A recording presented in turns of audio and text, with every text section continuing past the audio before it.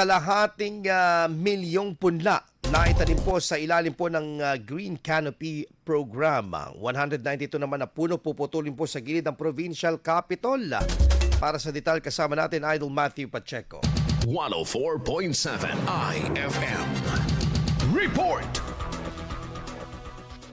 Umabot na sa kalahating milyon na punla ang naitanim ng pamahalang panlalawigan ng Pangasinan sa ilalim ng Green Canopy Program. Isinagawa kamakailan ang pagtatanim ng mga punla ng nyug sa Ecotourism Park sa Barangay Stanza bilang bahagi ng nasabing programa. Dumalo naman sa aktibidad ng mga opisyal ng lalawigan, mga kawani ng pamahalaan at mga voluntaryo mula sa tupad programa. Layo naman ng programa na magtanim ng mga punong kahoy sa buong lalawigan bilang tugon sa mga isyong pangkalikasan at para sa pangmatagalang kaayusan ng kapaligiran. Samantala, inaprubahan naman ng Department of Environment and Natural Resources ang pagputol ng nasa halos 200 puno sa paligid ng Capitol Complex bilang bahagi ng redevelopment project sa lugar. Sinubukan naman namin kunan ng pahayag ang Penro, ngunit hanggang ngayon ay wala pa rin silang tugon. Kasama mo mula rito sa IFM Dagupan, ito si Idol Matthew Pacheco. Tatak IFM!